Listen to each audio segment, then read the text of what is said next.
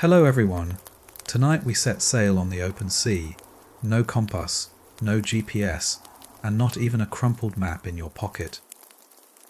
Just the creak of timber beneath your feet, the hiss of salt spray against your face, and the unsettling realization that you're heading into vast, featureless blue with nothing but ancient instincts and half-remembered advice from older, smellier sailors. Before you settle in, take a second to like the video and subscribe, but only if you truly enjoy the stories. Let me know in the comments where you're listening from and what time it is. It's always a joy watching bedtime wander the globe. So get comfy, blanket, pillow, whatever helps, and let's drift into tonight's story together. You're barefoot, standing on the deck of a ship that wouldn't pass a modern safety inspection, even on its best day. The hull leaks a little. The sail has a few tears. The crew has more fleas than teeth, but it floats, mostly, and that's good enough, because you've got places to go. Or at least, you think you do. Nobody gave you a destination, really. The chief said, "Sail west until the water changes," which is as helpful as telling someone to walk until the wind smells different. You've got no map. Literally. Not a single scrap of parchment. In this era, somewhere between the Bronze Age and what's a sextant? Maps are more rumour than reality. The few that exist are hand, drawn, full of sea monsters, and wildly inaccurate. One famously featured a giant chicken riding a wave near what might have been Sicily. Historians still argue whether that was symbolic or just bad cartography. So, how do you navigate? Mostly by memory. If you've been this way before, you might recognize a few islands or currents. If not, well, the stars are up there for a reason. Ancient sailors across cultures, Phoenicians, Polynesians, Egyptians, each developed ways to use celestial bodies as guides. The North Star is your best friend tonight. Doesn't talk much, but at least it doesn't lie. And if clouds cover the sky, tough luck. You just keep going in whatever direction feels right, and pray you don't circle back to where you started. It's happened before. A sailor once ended up back at his home port after 2 months at sea and swore the island had moved. Then there's the matter of not dying. Not dying is a major theme at sea. The ocean is beautiful, sure, but it's also a cold, hungry thing. You're on a boat the size of a modern RV, packed with dried fish, leaky amphorae of water, and a goat that no one quite remembers loading. The smell is complex. You sleep under the stars, or under a fraying bit of sailcloth if the weather turns. Your mattress is a coiled rope. Your blanket is your cloak. Privacy is a fantasy, and so is comfort. But out here, far from shore, your biggest luxury is the illusion of purpose. Why are explorers? Someone says, dramatically. You all nod, but what you really are is lost with enthusiasm. Still, it's not all doom and drift. There's a quiet beauty to it. On clear nights, the Milky Way spills across the sky like someone overturned a bowl of glitter. The sea glows with phosphorescent plankton, lighting your wake like a trail of stardust. And every now and then a pod of dolphins races alongside the boat, playful, curious, and probably better navigators than any of you. Of course, this wonder is often interrupted by someone vomiting over the side, or by the ship's carpenter muttering about mysterious creaks that weren't there yesterday, or by your captain, who insists he once fought a kraken, pointing dramatically into the mist and shouting, "There! Land!" There is no land, just more mist. You're beginning to suspect he's legally blind. But here's the kicker. Most of the time, these journeys actually worked. somehow across vast stretches of ocean with no maps, no instruments, and sometimes no plan. Ancient sailors managed to find new lands, establish trade routes, and return home to tell the tale. Not always, of course.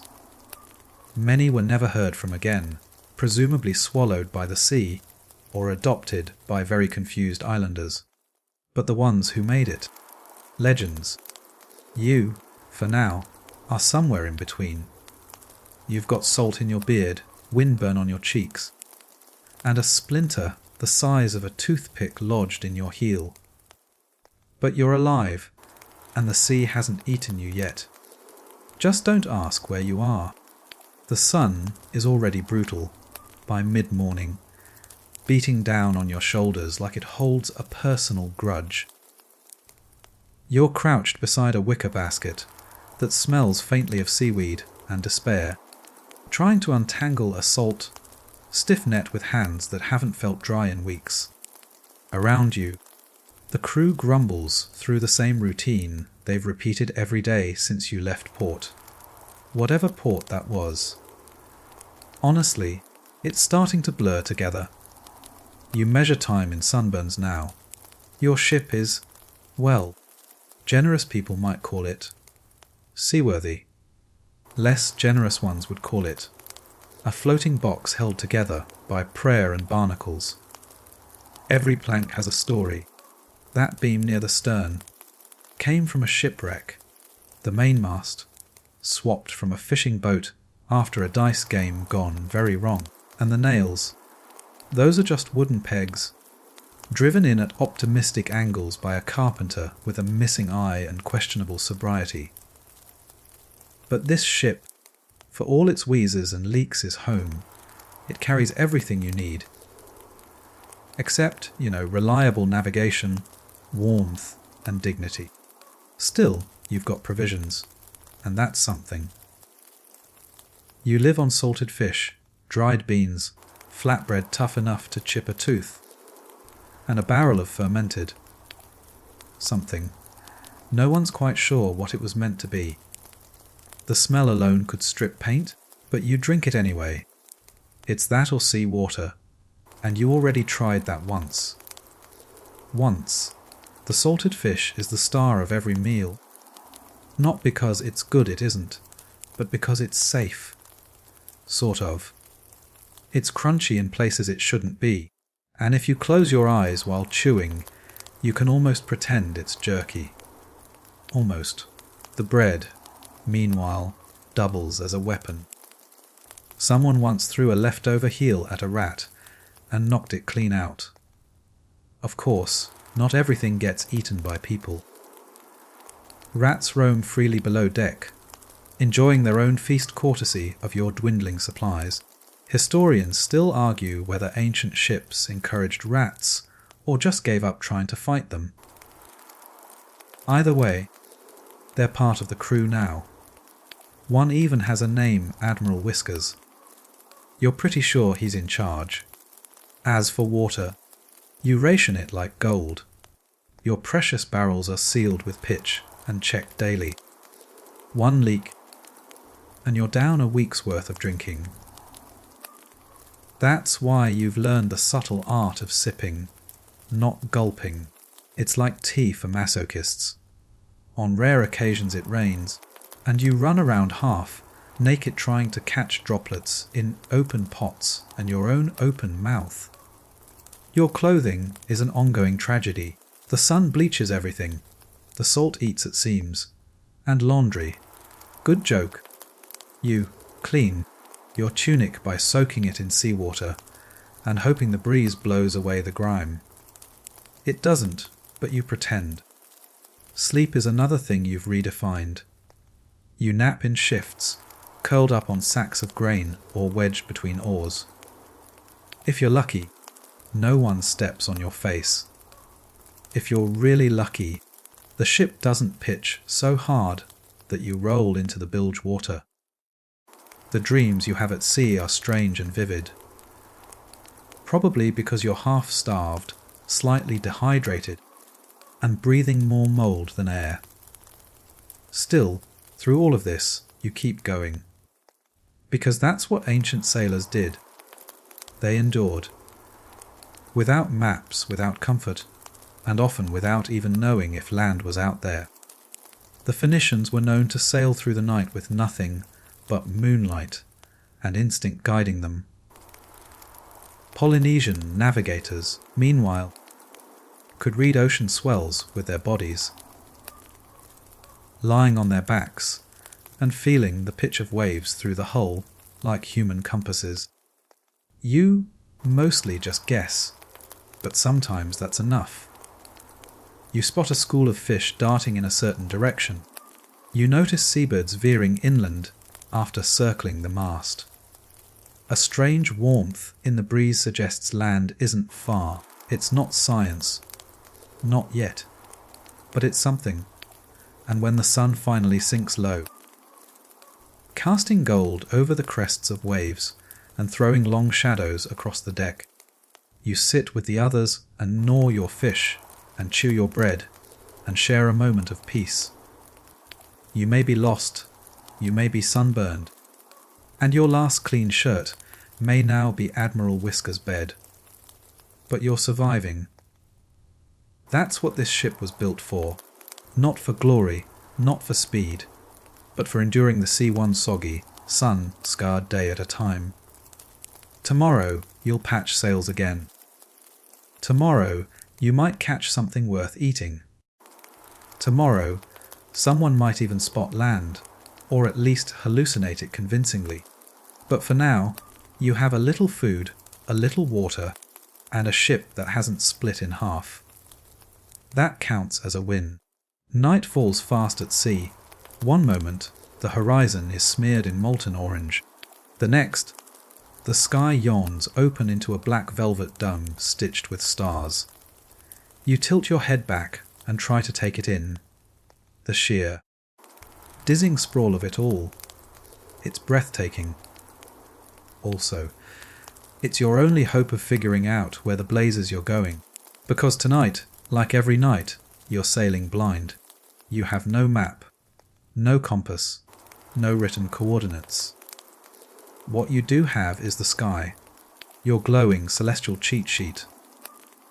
If you're lucky and the clouds stay away, you can piece together a rough sense of direction based on what's twinkling above. That bright, steady glint, that's Polaris, the North Star.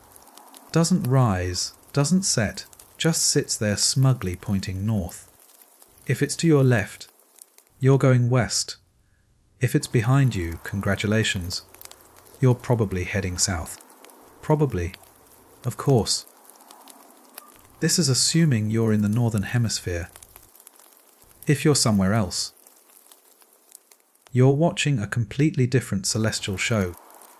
Little did she know, now you're trying to figure out how close the Southern Cross is to the horizon without pulling a neck muscle. Ancient sailors weren't just stargazers. They were starmasters. Polynesian voyagers, in particular, were astonishing. They memorized the rising and setting positions of hundreds of stars. Not dozens. Hundreds. They used them like signposts, markers for island chains and wind corridors. This wasn't poetry. It was survival. You, on the other hand, can confidently name about 4 constellations, and one of those is the Spoon. The Still, you're learning. The sky is more than decoration. Stars move in patterns. Some rise at certain seasons. Some shift with your latitude.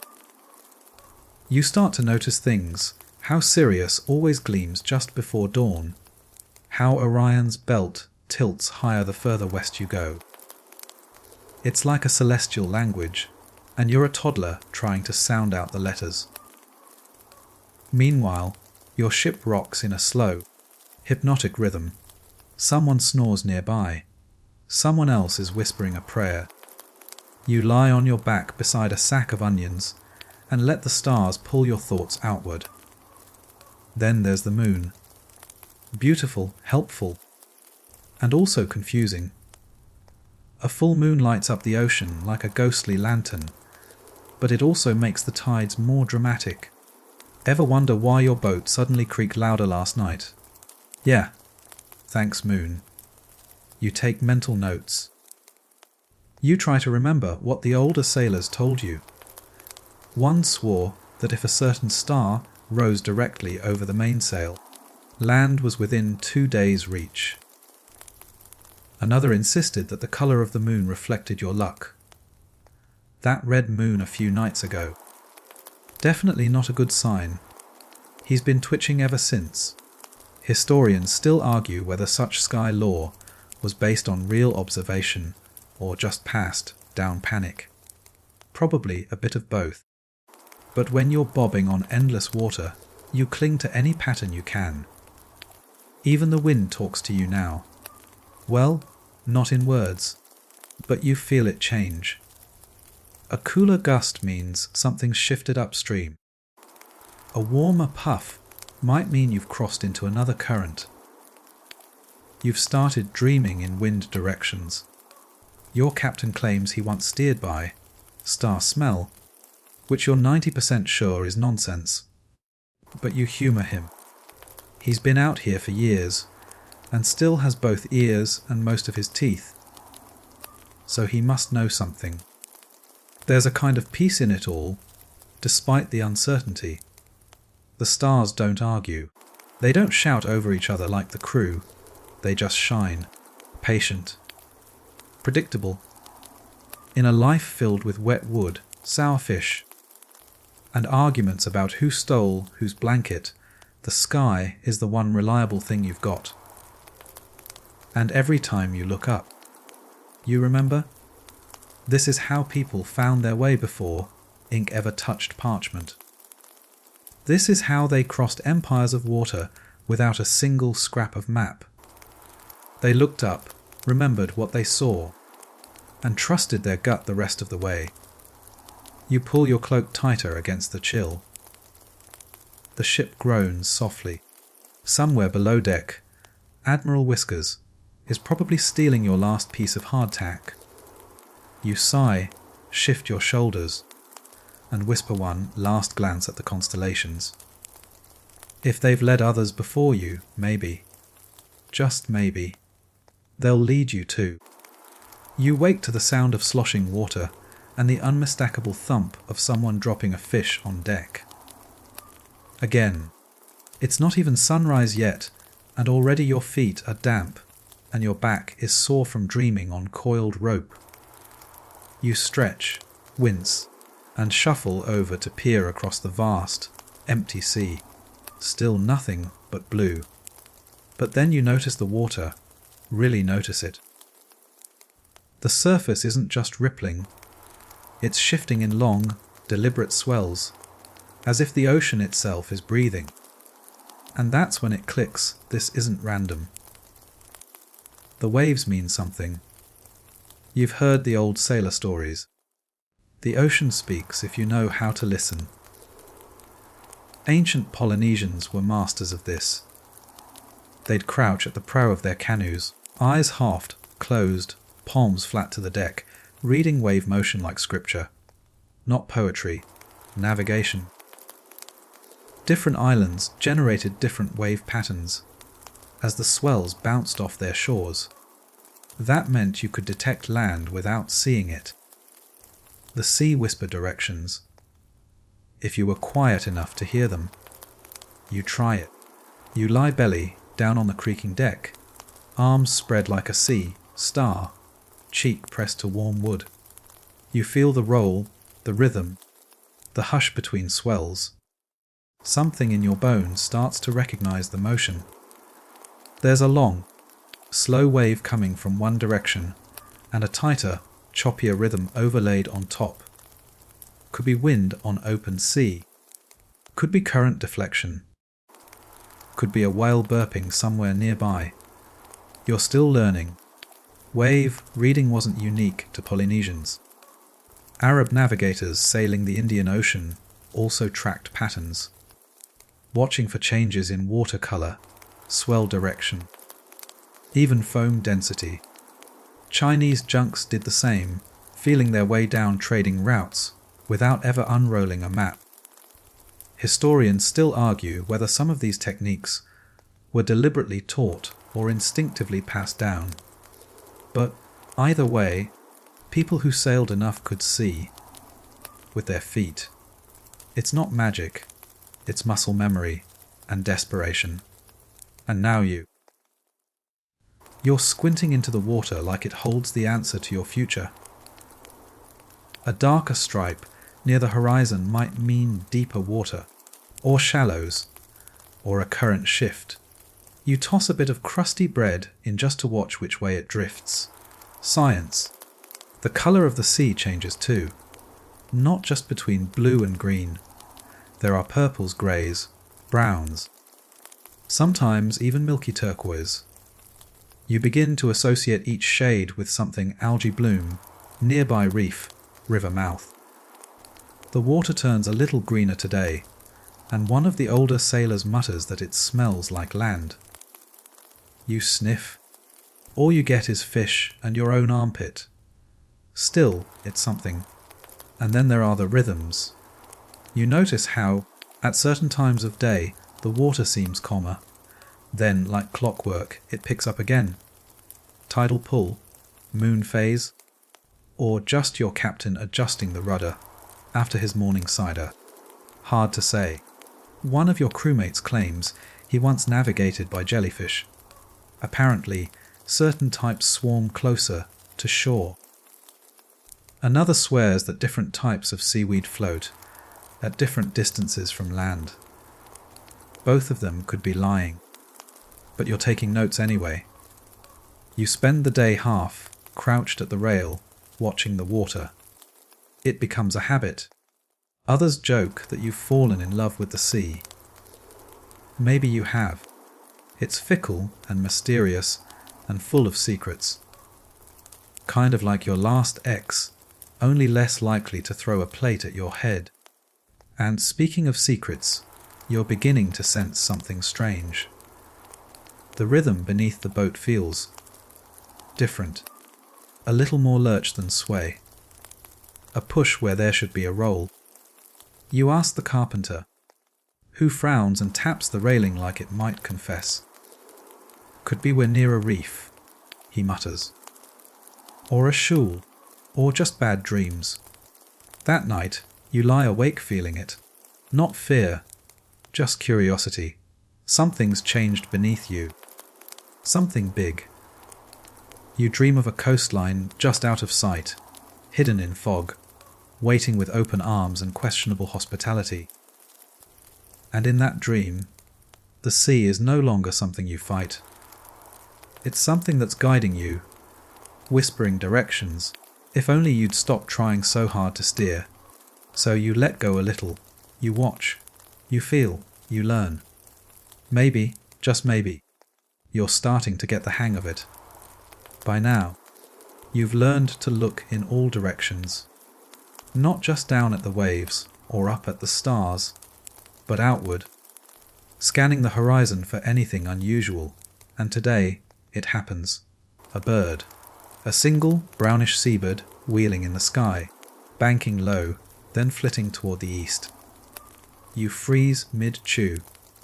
Half a mouthful of salted fish lodged awkwardly behind your molars. That bird means something.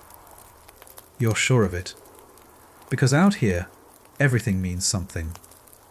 You scramble to your feet and point. Bird! You shout eloquently. The rest of the crew turns, squints, and shrugs. But one grizzled old man, missing 2 fingers and part of an ear, nods. Storm petrel, he mutters. Land's not far. Just like that, the mood on board changes. It turns out ancient sailors were expert bird watchers, not for fun but for sheer survival. Certain species only venture a few miles out to sea. Others might travel hundreds, but always return to the same nesting cliffs or mangroves. Polynesians used bird flight to confirm island chains long before land was visible. The Norse, too, were known to release ravens and watch which direction they flew. If the raven didn't come back, land was near. If it circled and returned, well, prepare for more open water. Historians still argue whether some cultures trained birds for this or simply observed patterns. Either way, when you see a bird out here, it's a message, maybe even a map with wings. And birds aren't the only signs. Driftwood, seaweed, bubbles, foam lines. You start to feel like a low-budget ocean detective, piecing together clues from soggy scraps. This morning, someone found a broken reed floating past the hull. That's from a river. Your captain declares confidently, then immediately contradicts himself by guessing, or a raft. You don't correct him. He's squinting into the sun like it owes him money. Clouds play their part too. You watch for big, puffy cumulonimbus piles gathering over one part of the ocean. That might be rising air over land, forming its own weather system. Sailors in the Indian Ocean watched for monsoon clouds as indicators of land and seasonal wind shifts. A streak of thick clouds sitting stubbornly over the same spot for hours. Not just weather. A clue. And then there's smell. You wouldn't think it, surrounded by salty wind and unwashed crew. But sometimes, if the breeze shifts just right, you can smell land before you see it. A whiff of vegetation, a faint mineral tang. Once, you even caught something floral. And everyone spent the next 2 hours sniffing the air like confused dogs at a perfume counter. Even sound shifts. The ocean has its moods. Near land, the waves often break in more predictable patterns. The wind takes on a different whistle. Seabirds start to caw and argue, louder and more frequent. You're not just watching anymore. You're listening. You're sniffing. You're decoding. It's like a treasure hunt where the prize is not dying. Midday brings another sign. A thin strip of debris on the water's surface, twigs, feathers, and something that might once have been fruit. The helmsman veers slightly east. Your stomach lurches with the turn, but you don't mind. It feels right. As the afternoon wears on, everyone's watching the skies. One sailor swears he saw a flock of something flying inland. Another points at a change in wave pattern and insists it's a current heading toward a bay. It could all be wishful thinking. It could be madness. But you go with it anyway, because it's better than drifting aimlessly. Even the rats seem hopeful today. You catch Admiral Whiskers perched at the bow, nose twitching toward the breeze like he's expecting a dinner invitation. The sun starts to dip, and though no land is visible yet, there's a hush among the crew. The air feels heavier. The wind carries something new, green, almost sweet, and the water, once a dark, endless expanse, is flecked with tiny floating things that don't belong here. You don't have a map. You don't have instruments, but you have the sea's messages, delivered in birds and bubbles, in leaves and light. And tonight, you sleep with a sliver of hope tucked beneath your aching ribs. Because land might be out there. You can feel it. The sea is dead calm this morning, which should feel like a blessing, but instead it feels like the beginning of a slow-motion disaster. No wind. No movement, no helpful swells nudging you forward. The sail hangs limp, a sad canvas ghost with nowhere to go. The oars creak with every hesitant dip, but rowing a vessel this size isn't exactly efficient. The crew gives it a try for about 15 minutes before collectively deciding they'd rather sweat in place and curse the sky. You, of course, are no exception. A windless sea is one of the most feared scenarios for ancient sailors. Not storms, not whales, not enemy ships. No, The real nightmare is stagnation, being stuck, adrift, paralyzed, helpless under an indifferent sun.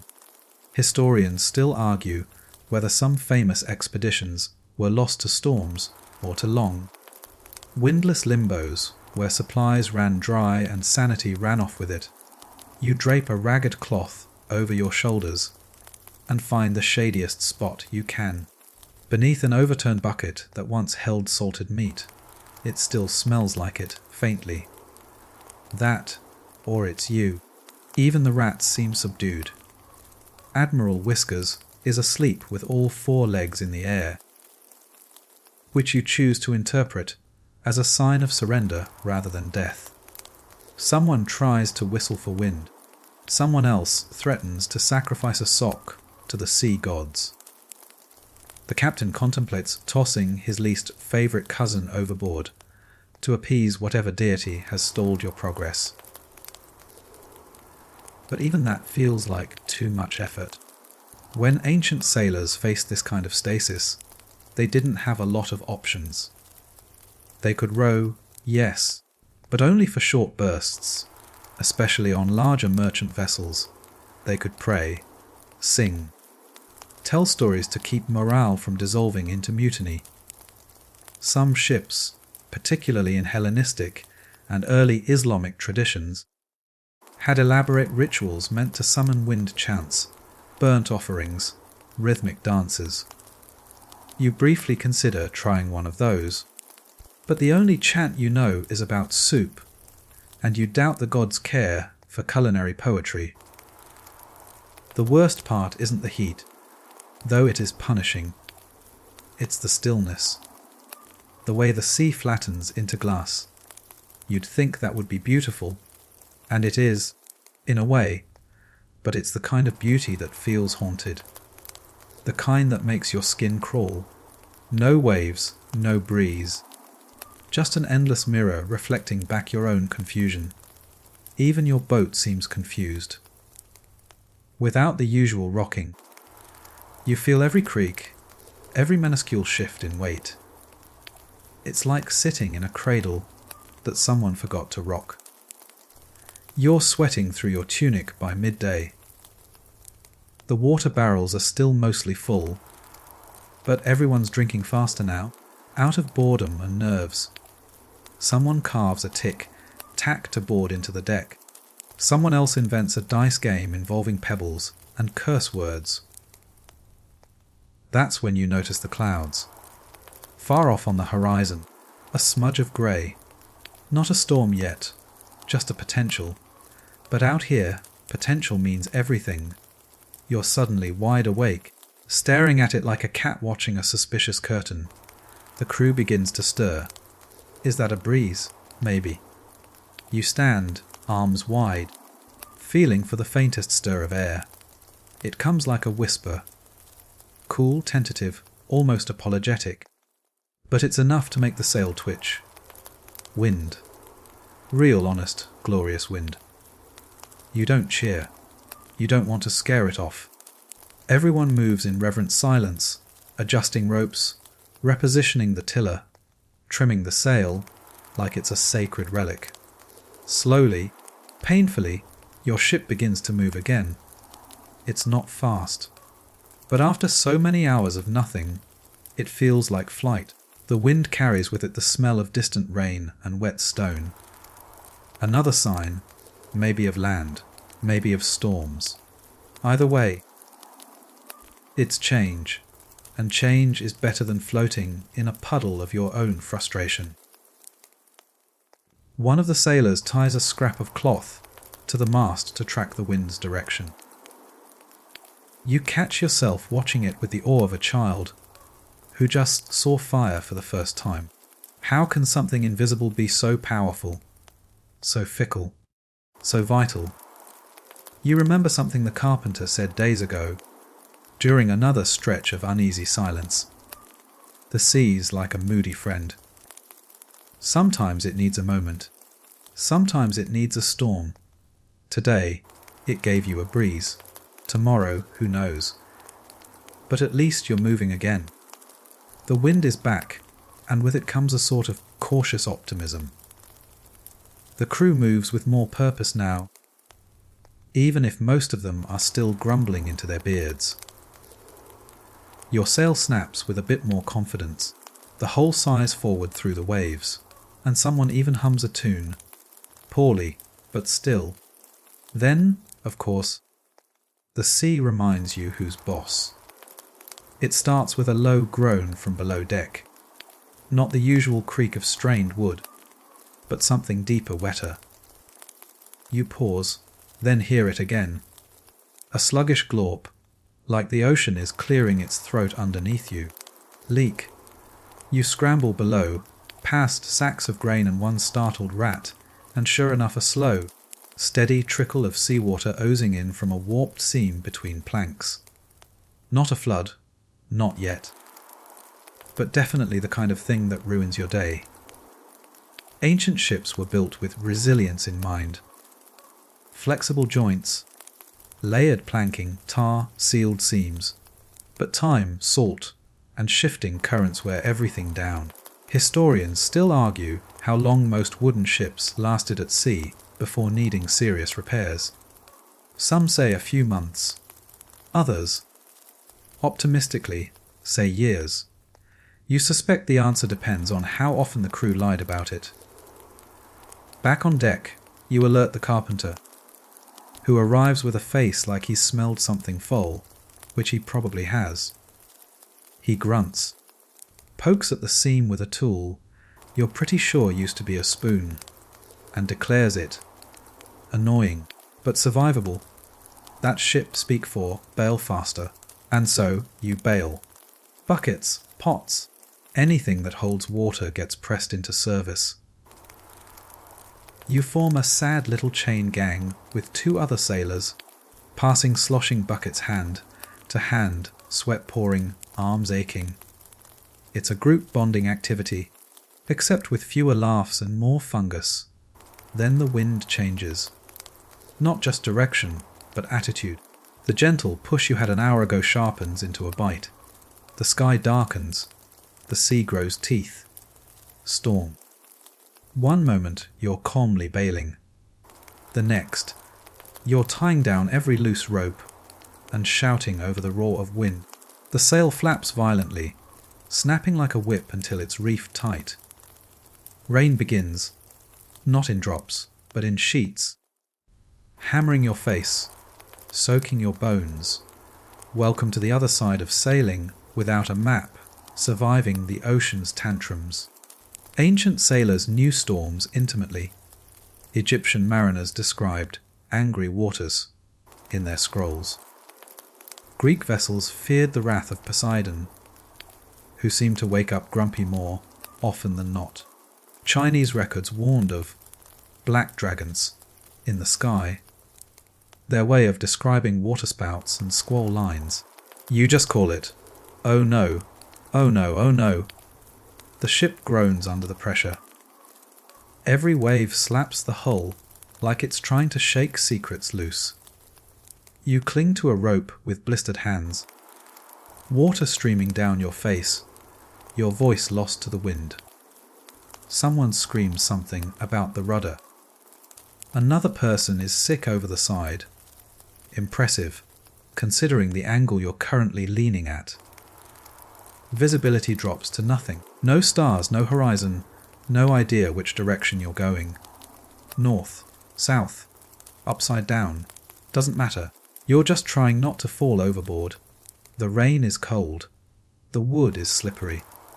And the fear, it's not loud, it's quiet. The kind that settles in your stomach and reminds you, gently but firmly, that you are made of very breakable parts. And yet, you endure, you haul ropes, you shout hoarsely, you bail, again. You lock eyes with another sailor mid-panic, and both of you burst out laughing. It's not funny, but it's better than screaming. Eventually, miraculously, the storm begins to tire. The wind slows, the rain eases, the waves soften, then settle, and you slump to the deck, soaked, bruised, salt-stung, and absolutely exhausted. Your ship, somehow, is still afloat. One oar is missing. Half the crew is sleeping where they fell. The sail is torn. Your bucket has a crack in it. But you're alive. And after a storm like that, you understand why so many ancient mariners considered it a kind of trial. Survive the storm, and you've earned the sea's grudging respect, or at least a brief truce. The carpenter patches the leak. The cook, such as he is, boils something vaguely edible. You wrap yourself in a damp blanket and lean back against the mast, staring up at the bruised sky. You didn't know where you were yesterday. You still don't. But you do know one thing. You're tougher than you were this morning. The storm has passed, but it's left behind a ship full of creaking wood, chafed tempers, and a fresh layer of wet socks. You move like an old hinge now, stiff, sore, and slightly resentful of the laws of physics. Every joint complains. Every rope burn has become a badge of stubbornness. But the sea, as always, doesn't care. You're back to drifting under a pale sky, sails patched, decks scrubbed, and buckets emptied. The mood among the crew has shifted. Fewer jokes, more silent nods, a quiet recognition that, somehow, you're still afloat, and that means something. Tonight, like every night, you gather for a small meal.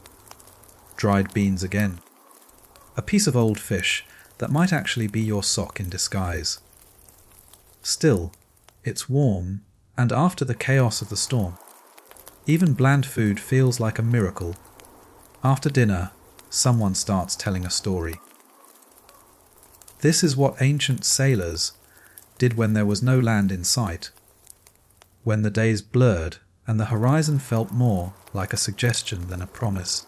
They told stories of places they'd been, of places they hoped to find, of strange sea creatures, island spirits, and cursed winds. Some were warnings, some were nonsense, and some, if you listened closely, were maps disguised as memories. One sailor tells of a bay where the trees lean inland and the water tastes faintly of iron. Another talks about an island where the crabs steal your shoes if you sleep too close to shore. You're pretty sure that one's an exaggeration. Probably. This kind of knowledge wasn't written down. It was passed from mouth to ear, from one sunburned fool to the next. And you're soaking it in. These are oral charts, stitched together from generations of sailors who learned the hard way and refused to be forgotten.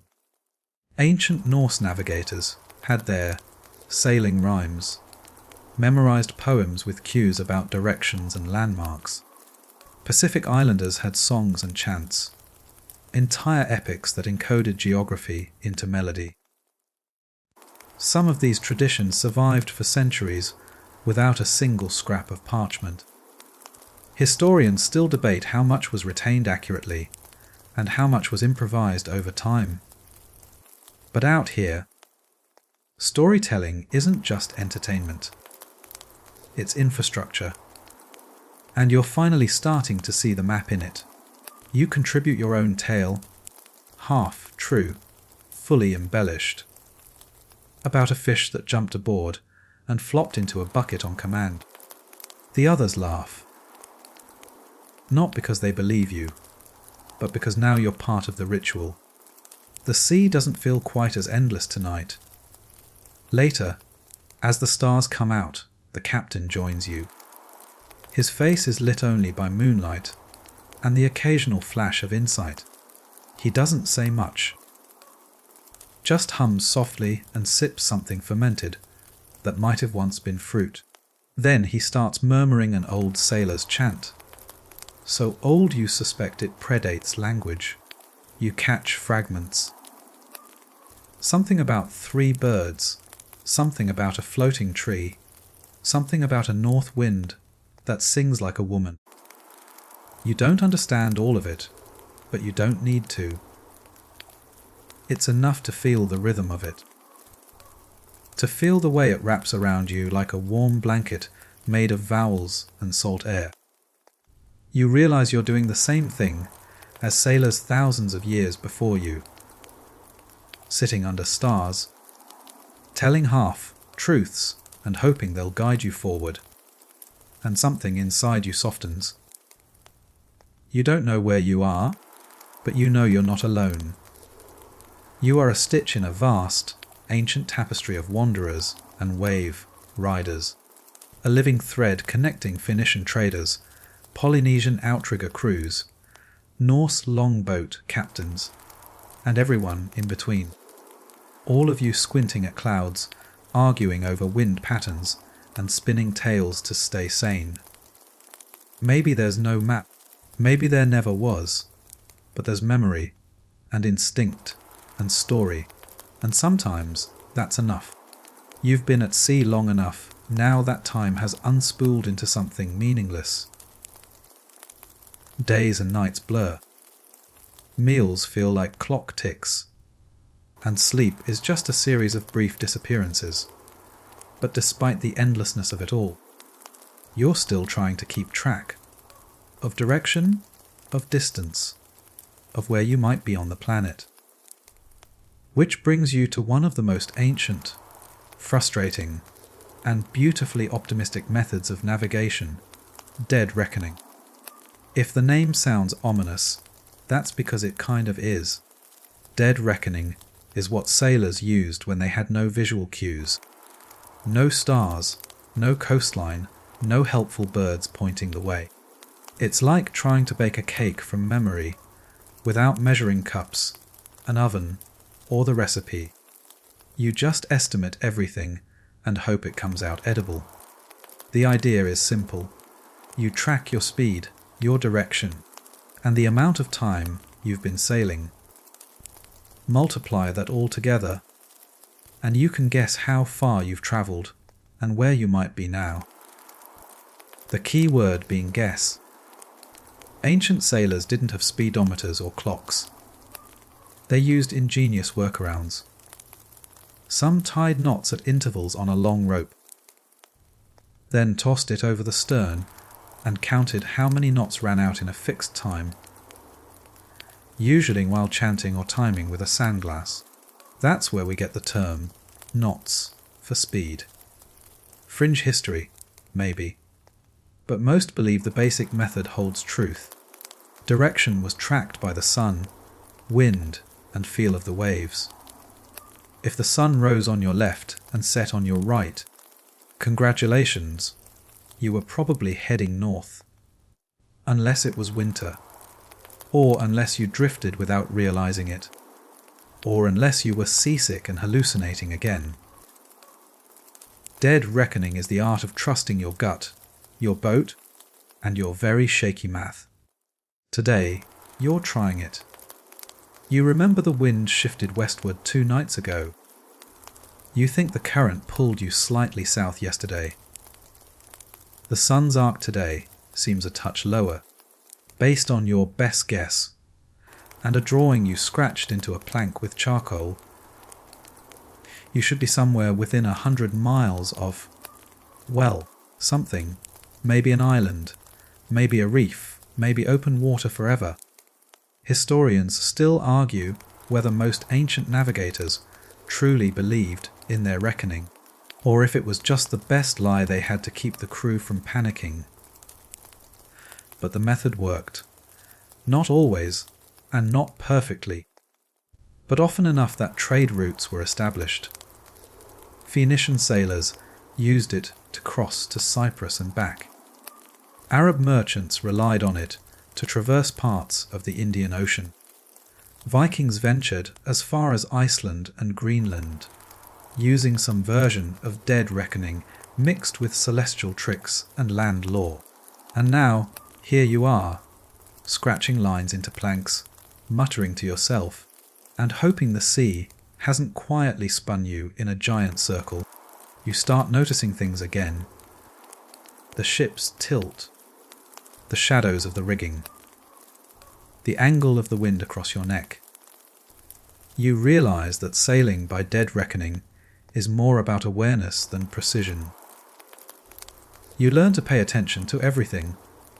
The way water slaps the hull, the curve of foam around the prow, the taste of salt in your mouth, which is, frankly, always there. You try not to let doubt creep in. That's the hard part. Because with no visible land, no instruments, and no backup plan, it's easy to fall into a spiral of second guessing. Was the current really that strong? Did you drift more than you thought while sleeping? Is the sun lying to you again? But instead of panicking, you make a decision. One that thousands of sailors made before you commit. You pick a course and you stick to it. Because hesitation out here is just another word for drifting. So you adjust the sail. You realign the tiller. You tell the helmsman to hold steady. Then you go below deck, take a deep breath, and nap like someone who definitely knows what they're doing. You don't, of course. But that's not the point. The point is that you're trying. You're moving. You're reckoning. And for now, that's enough to keep hope afloat. Food is running low. Well, not gone, exactly. But let's say you've reached the creative interpretation stage of mealtime. The salted fish tastes like rope. The beans are more rock than legume. And the hardtack, it's developed a texture somewhere between limestone and self. Defense weapon. You stare into your bowl and poke its contents with the blunt end of a spoon. It pokes back. Ancient sailors knew this moment well. Provisioning for a long voyage, without refrigeration or reliable resupply, was an exercise in grim optimism. You packed what wouldn't rot, or more accurately, what took the longest to rot noticeably. Dried meat, pickled vegetables, tough grains, sometimes fermented camel milk, if you were truly cursed. Some Polynesian navigators brought taro wrapped in banana leaves. Viking crews had dried cod and something called skyr, which is either cheese or yogurt or a dare, depending on who you ask. Arab dhows carried dates and preserved lemons. The food varied. The disappointment didn't. Historians still debate what the worst preserved food was. Fish paste, perhaps, or sun-dried jellyfish. But all agree that mealtime was never the highlight of the journey. Unless, of course, someone caught something. Which is what you're trying to do now. You lean over the side with a crude hook, tied to a line made of unravelled rope fibres. The bait, a leftover bean, and your last shred of hope. The sea teases you, silver flashes just out of reach. The occasional swirl of something that might be edible, or might be interested in eating you instead. Fishing at sea isn't romantic. It's desperate, sweaty, and rarely successful unless you're skilled. Or lucky. Today, you're neither. You catch a chunk of seaweed and a small, deeply offended crab. You name him Gerald and apologize before tossing him back. The cook, unfazed, begins boiling water anyway. Just in case something jumps in, he mutters. Then there's the water problem. Your barrels are lighter than they were. The crew drinks more when stressed, and the recent storm didn't help. Some lids popped, some contents spoiled. You try not to panic, but you can already hear the muttering starting again. A few sailors whisper about ration cuts. Someone else suggests collecting dew in sailcloth at night. You look up and pray for rain. Not a storm, just a nice gentle drizzle, maybe with a rainbow and a fresh fruit basket tied to a dolphin. The sky, as usual, ignores you. Dehydration is creeping in. Not all at once, just a tightening of the tongue, a dryness behind the eyes. You start to dream of waterfalls, of jugs of cold clear water, of someone handing you a melon and saying, "You've earned this." Your captain claims he once survived 2 weeks on a mixture of seawater, boiled shoe leather, and sheer spite. He's probably lying. You hope he's lying. If not, you need a new role model. To distract yourselves, you play games. Someone carves a chessboard into a crate lid. The pieces are pebbles and rat bones. You lose spectacularly to the cook, who keeps a rook hidden in his sock. At one point, the carpenter announces he's creating a special stew using leftover biscuit crumbs, suspicious meat scraps, and something that smells like ancient disappointment. He serves it in cracked bowls with the flourish of a royal chef. No one asks what's in it. Everyone eats it anyway. But here's the thing. You're still going. Still moving forward. Still sailing through hunger, thirst, and the slow unraveling of hygiene. It's not glamorous. And it definitely doesn't taste good. But it's survival. You take smaller sips from your cup now. You chew slower. You save a bean for later, not out of planning, but because you just couldn't face it right now. Even Admiral Whiskers, who once ate an entire wedge of mouldy bread, is starting to look concerned. And yet, every so often, someone laughs. A real laugh, not forced, not nervous, just absurd joy bubbling up between salt, stiff hair and sun-scorched cheeks. That's how sailors have always done it. Faced with limited food, dwindling water, and no real idea where they are, they laugh. Because it's either that or start yelling at the fish again. So you laugh too. Then you eat the bean. Rain. Real, actual, glorious rain. It starts as a whisper on the horizon. A dark smudge creeping low across the water, like a secret.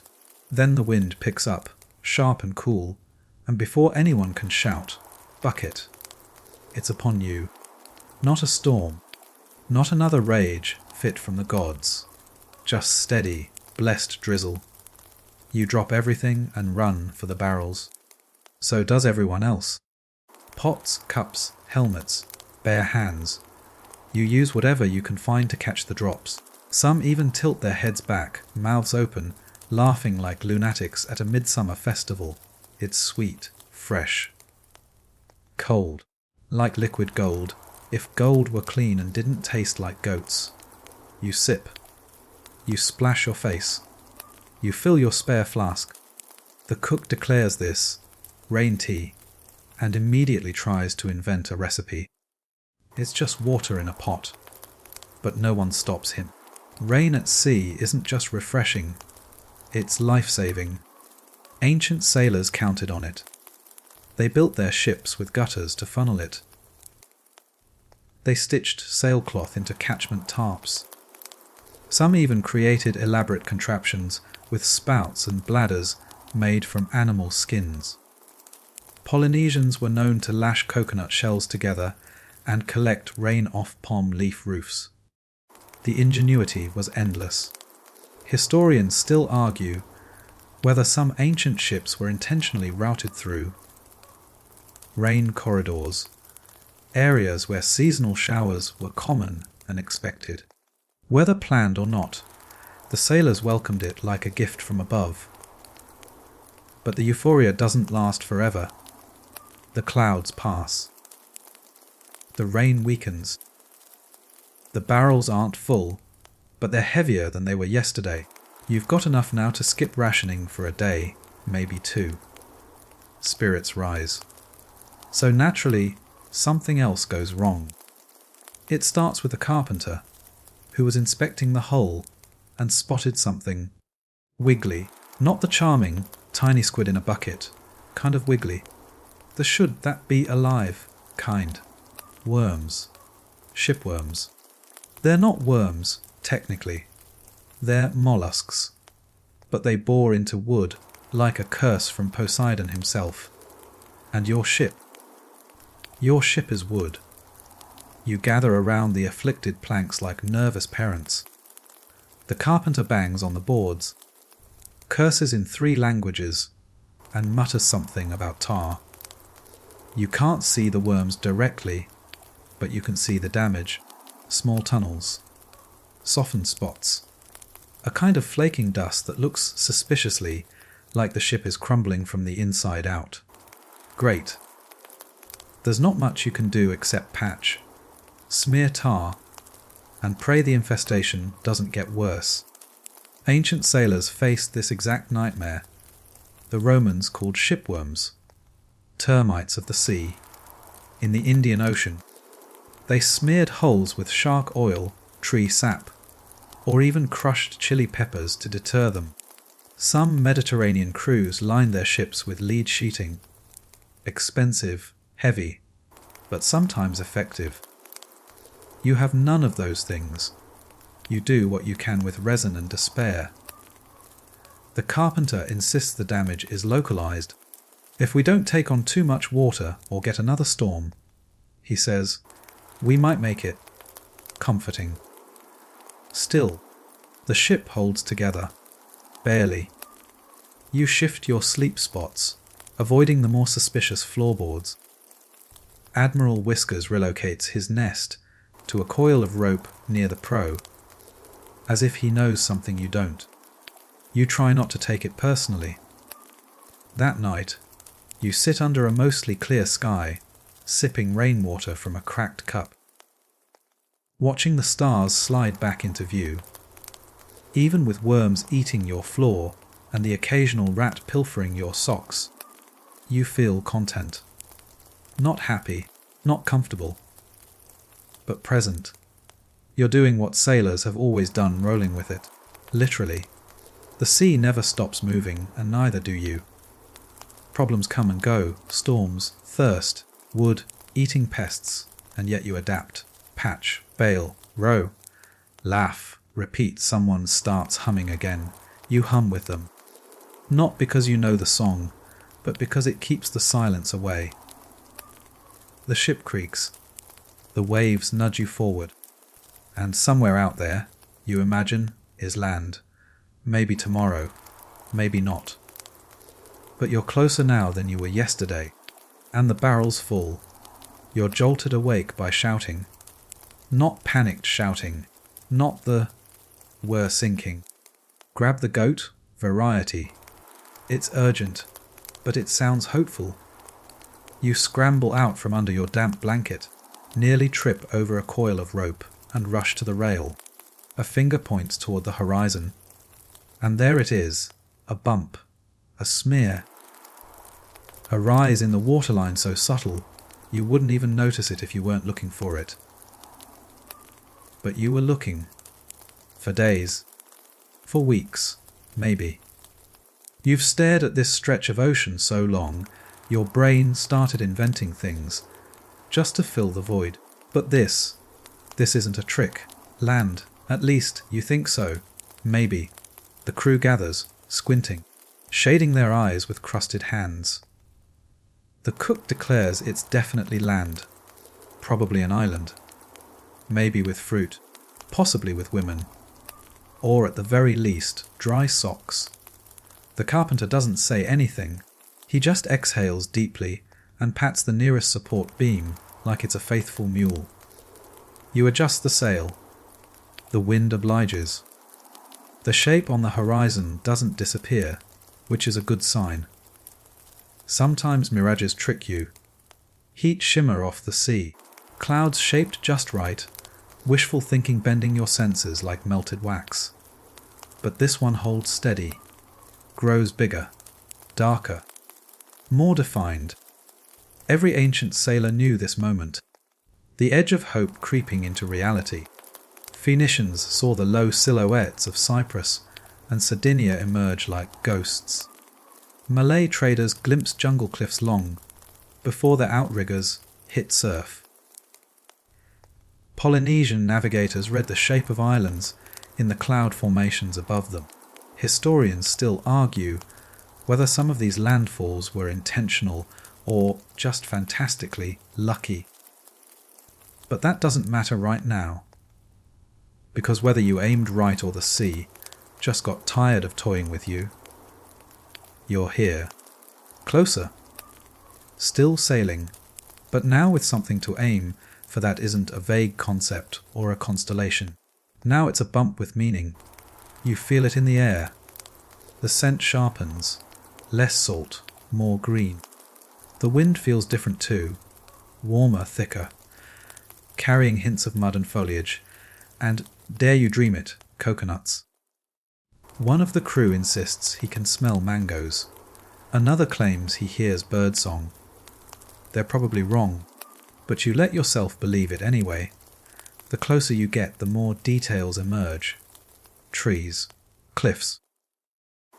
The white froth of waves breaking on some hidden reef. It might be dangerous to approach too directly. You've read the water long enough to spot irregularities now. Shifting currents, churning foam, subtle changes in the sea's rhythm. The ocean is warning you tread carefully, and so you do. You circle slowly, feel your way in. The tiller groans under your grip, ropes creak like irritated joints, and everyone's murmuring now. Soft, breathless, almost reverent. You hear words in 5 different dialects, prayers, thanks, promises to bathe, promises to never go to sea again. You've heard those before. They never last. You drop anchor just outside what looks like a shallow lagoon. The water is calmer here, clearer, tinted turquoise and kissed with streaks of sand. You see flashes beneath the surface. Fish, probably. Maybe rocks. Maybe the bones of someone less lucky. It's beautiful and terrifying, because now comes the part no one talks about. You've made it. Sure, but where are you? Is this the island you hoped for? Is it inhabited? Is it friendly? Will the locals invite you in, or chase you off with sharp sticks and strong opinions?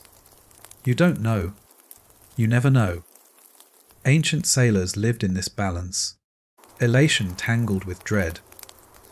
Every landfall could be salvation or another trial, a chance to trade or a reason to run, a warm fire and food, or a volley of arrows from the trees. But for now, none of that matters. You lean on the rail. You breathe in the scent of unfamiliar soil. You smile, just a little, because you reached it. You sailed for weeks without a map. You relied on stars and swell and instinct. You made it through storms and thirst and hallucinated mangoes. You trusted the sky, the water, the stories. And somehow, they didn't let you down. You're not ashore yet. But you're close. And sometimes, that's enough to feel like a miracle. The anchor settles with a dull, reassuring clunk, and the ship gives one last gentle rock before falling still. Suspended, for now, between sea and shore. You grip the rail and stare at the land you've dreamed of for weeks. You can almost taste it, but no one moves, not yet.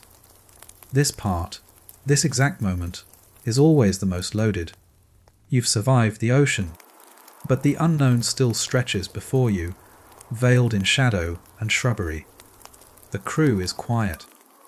Even Admiral Whiskers stays curled in his coil of rope, twitching his tail like a prophet sensing something ominous. The beach ahead is narrow and pale, ringed by dense green foliage that looks soft until you realize it's probably full of thorns, insects, and small aggressive mammals. No smoke rises, no huts are visible, no obvious signs of civilization or warning. You lower a dinghy. Slowly, carefully. The wood creaks and shudders like it resents being dragged back into service.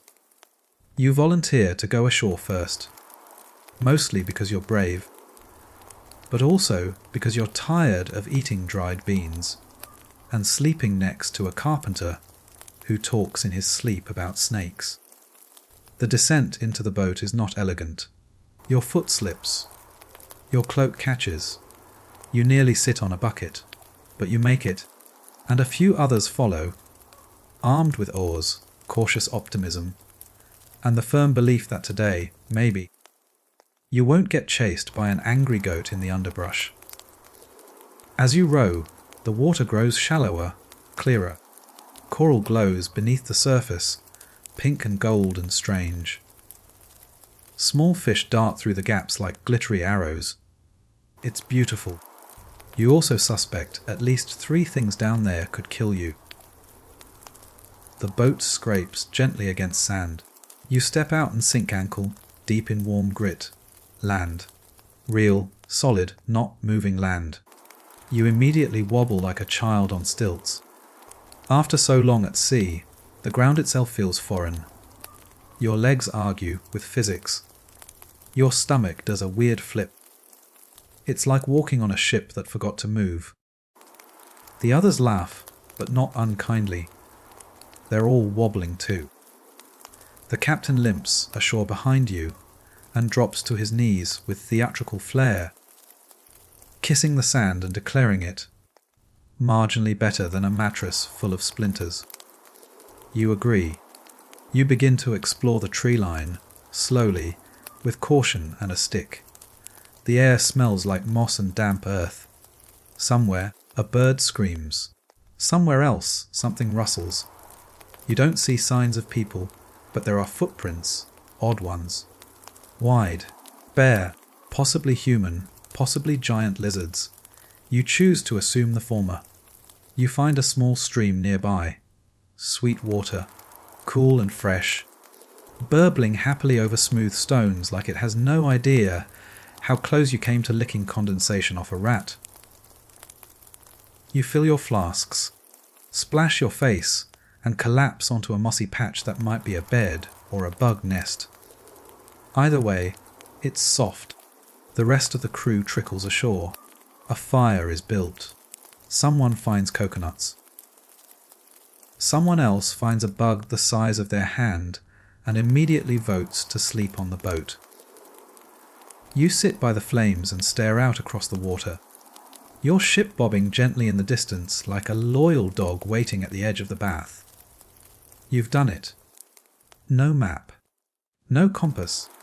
Just wind, wave, guesswork, and stubbornness. And while you don't know where you are. You're somewhere. And that means everything. Because that's the trick, isn't it? The great cosmic joke of ancient sailing. You could follow the stars, track the birds, read the waves. But you were still always half blind. And yet, somehow, people got there. Maybe not always where they intended, but somewhere. Historians still argue whether some famous landfalls, like the Norse in North America, or Polynesians in South America, were planned or pure chance. You suspect the answer is somewhere in between. Skill sharpened by desperation, guided by instinct, and sealed with a prayer. You've learned to trust your senses.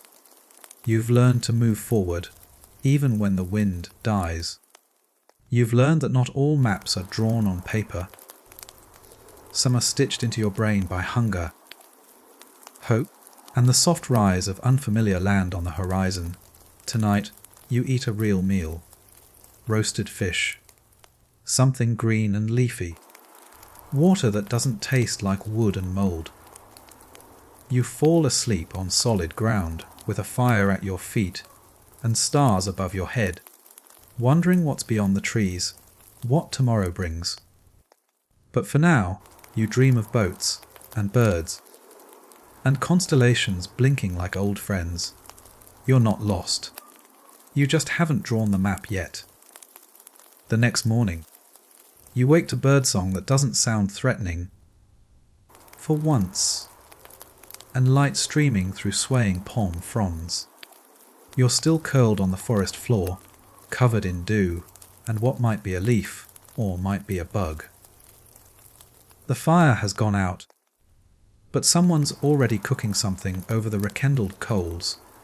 It smells like grilled hope. You stretch, groan, and take your first steps on this strange new island like a baby deer learning gravity. Everything still feels like it's swaying. Your legs don't trust the ground. Your stomach doesn't trust the food. Your face barely trusts the sun not to betray you again. But you're here, and it's time to make sense of it. You and the crew spend the morning investigating. You follow a path of trampled underbrush, unsure if it's from wild pigs, giant birds, or just the cook trying to find a good bathroom spot. You find fruit trees, banana clusters, and the half-digested remains of something that, judging by the smell, had very strong opinions about being eaten. No people yet, no voices, no boats on the shore, but the signs are there, carved stumps, a woven basket hanging from a tree branch, a path lined with flat stones, half swallowed by moss. Someone has been here. Ancient sailors were no strangers to the mystery of unknown shores. Many landfalls throughout history began like this. Hints of habitation, distant smoke, carved symbols on trees or stones. Historians still argue whether the first arrivals to certain islands settled them, or merely stopped in terror and turned back. The line between discovery and stumbling into someone's yard has always been thin. You approach everything with caution, but also a little awe. Every footprint tells a story. Every trail is a sentence, and every distant sound, be it a howl, a drum, or just a particularly enthusiastic frog, feels like a word in a foreign language you might one day understand. By afternoon, the crew begins to relax. Hammocks are strung, rainwater is boiled. One of the younger sailors makes a spear and claims he's going hunting. He returns an hour later with a coconut and a mysterious rash. You spend the evening carving out what could generously be called a camp. No one says it aloud, but everyone feels it. This might not be a stopover. This might be it. A new start, a temporary home, or a question mark you'll be living in for a while. And you, after weeks of sailing blind, following birds, tasting the wind, and dodging sea worms, are oddly okay with that. You've grown in ways you didn't expect. You can now feel the ocean's mood before the sky changes. You can look at a flock of birds and tell if land is east or west. You've learned to read clouds, to trust shadows, to tell direction by scent and sound. Your sense of time no longer runs by clocks, but by light and hunger and instinct. You've become what all ancient sailors hope to become, someone who doesn't need a map to find their way. The crew still jokes, still complains, but something's changed. You all move with quiet confidence now. Not because you're certain, but because you've made peace with uncertainty. That's the real secret. No one tells you navigation isn't about knowing exactly where you are. It's about moving forward anyway. Before sleep, the captain sits beside you, staring into the trees. You think we'll stay here. He asks, not really asking. You shrug. Maybe. Or maybe we'll just wait long enough for the wind to change. He smiles. You still want to go back. You consider. Back to the ocean. Back to salt sores and soggy bread. Back to floating in a world that doesn't care whether you make it, but also back to stars, to stories, to the quiet thrill of watching a shape emerge on the horizon and not knowing if it's salvation or a very stubborn seagull. Maybe, you say. Eventually, he nods. Well, I hope this island has decent fruit. You drift off to sleep under a makeshift shelter of woven fronds, listening to the sea sigh against the shore. It doesn't feel like the end of a journey. It feels like a pause a breath. The calm before whatever comes next. You've stopped counting the days. Not because you're lost, but because it no longer matters. The island has become familiar now. You know where the fruit trees are. You know which leaves make good bedding and which ones cause mysterious itching in inconvenient places. You've rebuilt your sleeping shelter 3 times, and each version has slightly fewer leaks and slightly more pride. The crew has settled into a rhythm. One group handles fishing, better now that they're not competing with sharks. Another forages inland, returning with bundles of roots and occasional stories about giant chickens that are almost certainly just startled jungle fowl. The carpenter spends his days repairing the dinghy and occasionally muttering at trees, like he's negotiating lumber rights. You've even carved a new masthead figure from driftwood, a lopsided bird with one angry eye, and a wing that looks suspiciously like a ladle. The others call it your guardian spirit. You just like how it scares away seagulls. But every evening, without fail, you climb the low ridge at the island's edge. You watch the sea. It still calls to you, not like before, when it was a threat or a question. Now it hums in the background, like an old friend with 1,000 stories to tell. You find yourself tracing imaginary paths along the horizon, thinking in swells and stars and sail tension. You've changed. You're no longer the same person who stepped aboard that creaky boat so many moons ago. Back then, the ocean was something you braved. Now, it's something you know. You know its moods, the way it whispers before a squall, the way it holds its breath before wind returns. You know how light shifts across the water when you're near land. You know how to listen to birds, how to follow clouds, how to read the waves like a book with wet pages. You've learned to sail without a map. Ancient sailors were never, just lucky. They were patient, observant, and quietly brilliant. They used every sense, every story, every mistake passed down through salt, stained teeth around smoky fires. Historians still argue how much was science, how much was luck, and how much was human tenacity, written in muscle and memory. But you know, it was all of it. Because now, when someone asks which direction the wind's shifting, you don't think, you feel. When a bird circles overhead, you tilt your head and sense the angle of its arc. When the stars emerge at dusk, you smile at old friends who've never once let you down. You may not have parchment or ink or proper tools, but you have experience, you have instinct, you have 1,000 miles of hard, earned knowing in your bones, and one day, maybe soon, you'll sail again. Not because you have to, not because you're fleeing, but because the sea is home now too. You'll build another boat, or mend the old one. You'll gather your crew, pack better rations, maybe even name the new voyage something ridiculous like the Not Getting Lost Tour. And this time, you won't fear the blank horizon, because you know that maps were always secondary. That direction doesn't live in drawings. It lives in you, in wind, scarred skin, in sunburned shoulders, in the rhythm of waves rocking you to sleep. And now, as the sky fades, and the trees go quiet, and the stars blink awake one by one, you close your eyes. The island is peaceful, the sea is calm, and the future is wide open.